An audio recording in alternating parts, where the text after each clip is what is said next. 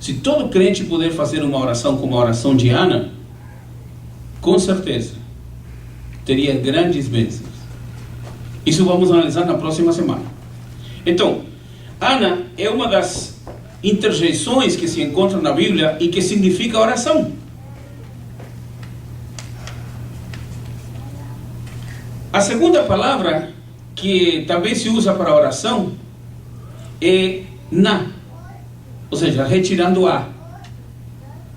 A primeira oração é Ana, a segunda oração é na.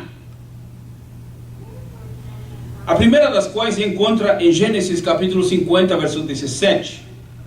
Não é a oração de Ana, mas a palavra. E em Gênesis 50, 17 diz: assim direis a José: perdoa a transgressão de teus irmãos e o seu pecado, porque te fizeram mal. Agora, pois, rogamos-te que perdoes a transgressão dos servos do Deus de teu pai. E José chorou quando eles lhe falaram. Aqui é uma petição. Primeiro é perdoar. Perdoa a transgressão. A segunda vez que aparece aqui, disse: rogamos-te que perdoes a transgressão. É a petição, a solicitação, o pedido de perdão, o pedido de misericórdia. E esta palavra, este nome e a interjeição na passou a ser visto como duas palavras específicas para se referir a um tipo de oração, a um tipo determinado de oração, a um tipo específico de oração, a um tipo de oração que é como uma chave mestre, que abre portas mesmo. E como aquela chave que tem um manager de um hotel, que se num andar tem 35 quartos, ele não precisa de 35 chaves. Ele tem uma chave só. E com essa chave abre todos os quartos. Então este tipo de oração de Ana, ou na, é um tipo de oração que tem uma profundidade muito grande. Na próxima semana nós vamos analisar tecnicamente. Não é só um conceito teológico, mas é um conceito bíblico. O que a Bíblia mostra, o que a Bíblia declara, o que a Bíblia revela em relação à oração. E a segunda vez que aparece esta palavra, que é na, está em Gênesis capítulo 12, versículo 13. Diz: peço-te que és minha irmã, para que me vá bem por tua causa, e que viva a minha alma em atenção a ti. Aqui há um pedido. Se a oração de Ana, ou a palavra Ana passou a ser vista como uma oração específica, na é uma petição com objetivos específicos, uma petição para alcançar um favor pessoal. Foi o que Abraão disse: peço-te que digas que és minha irmã, porque dizendo que tu és minha irmã, irá muito bem para mim, eu me darei bem. Então é um tipo de oração com objetivo. A terceira palavra que encontramos no Antigo Testamento é Hanan. E esta palavra tem o sentido de para ter misericórdia, quando é usada no sentido reflexivo ou causal. Significa usar ou buscar o favor de outra pessoa, como está em 2º livro de Crônicas, capítulo 6, verso 37. Buscar o favor, buscar o tipo de solução, buscar aquilo que vai favorecer para solucionar o problema ou para ter uma resposta. Essa palavra Hanan dá a entender que quando se pede, quando se busca e se chega dentro dessa visão de solicitação de misericórdia, está solicitando que o coração da outra pessoa seja sensibilizado, que o coração da outra pessoa possa ser tocado e que nessa compaixão da pessoa possa resolver o problema.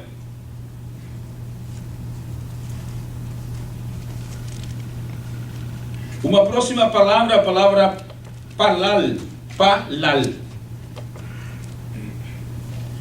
E esta palavra tem como sentido para causar um outro, ou intervir, ou arbitrar no caso.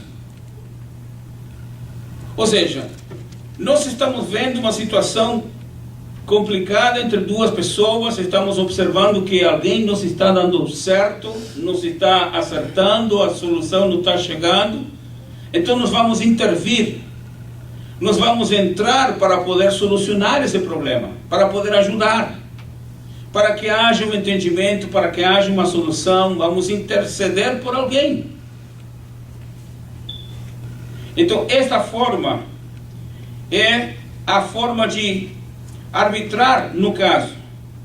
Se encontra frequentemente representada pelo grego proseuchomai, que seria a solicitação ou seja, solicitar que um problema se solucione, interceder por alguém, ou seja, advogar. Essa palavra transmite uma ideia muito objetiva sobre a oração. Quando estamos orando por alguém, quando estamos intercedendo por alguém, quando estamos vendo que alguém está com um problema, que está com uma dificuldade, e não é só o problema econômico, o problema pessoal, às vezes 2, 3 pessoas que não conseguem se acertar, e nós orientamos, conversamos, falamos, mas também oramos a Deus, para que o problema seja solucionado, para que haja um espírito de revelação, para que haja uma solução de problemas. Eu tinha uma vizinha que brigava muito com seu esposo. O homem chegava às 2, 3 horas da manhã, bêbado, e começava a festa entre os dois, que acordava todos os vizinhos.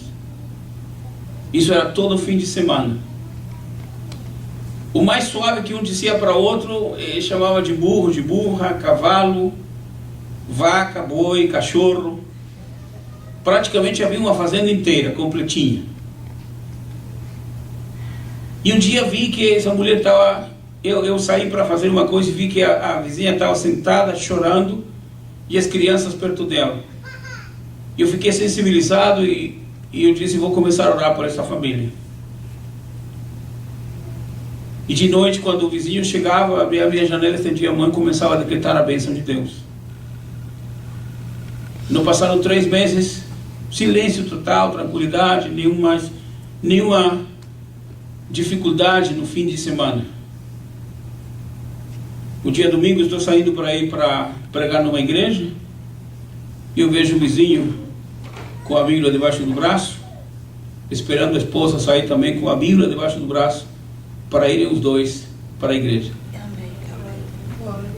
Então, intercessão, orar em favor de alguém, solicitar a bênção de Deus, solicitar que o problema seja solucionado. Essa oração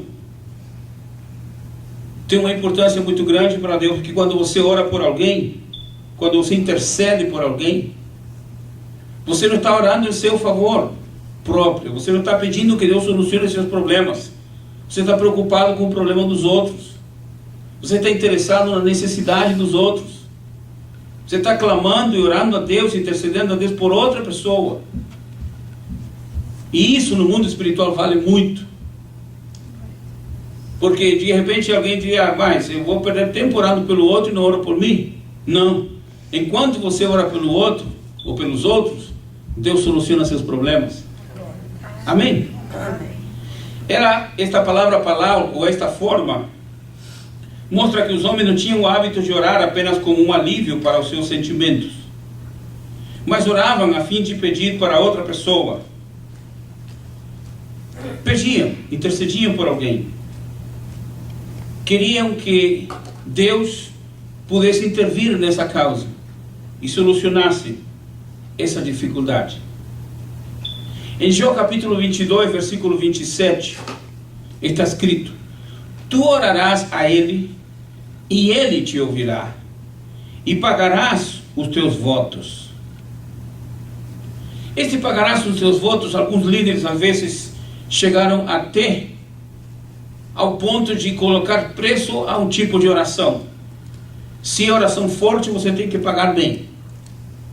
Agora, a oração poderosa, você tem que trazer um cheque bem gordo. Não é isso não. O voto não é que você vai dizer, pastor, faça uma oração por mim que eu vou dar uma boa oferta. Pode até fazer isso.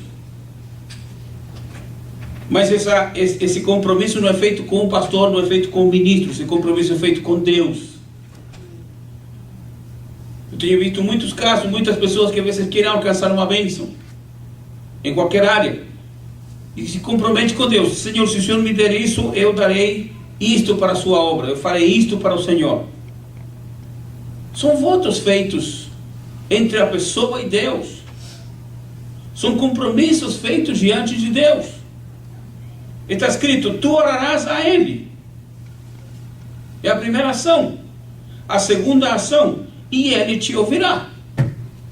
Amém. E vem a terceira ação, e pagarás os teus votos, que votastes, os compromissos que fizestes com Deus. Amém. É muito claro. Em Jó 33 e 26 está escrito, deveras orarás a Deus, que lhe será propício, e o fará ver a sua face com júbilo, e restituirá ao homem a sua justiça. A palavra usada aqui é atar. Em português, atar seria amarrar alguma coisa, né? Ligar. Só que em hebraico, atar significa suplicar, implorar, pedir. Pedir com um propósito específico, ciente de que a petição não é só petição, mas envolve de mim também um compromisso. Eu farei algo para Deus, porque Deus vai me responder, eu sei. Agora, quando Ele me responder, eu também mostrarei a minha gratidão para com Ele. É um compromisso feito entre a pessoa e Deus.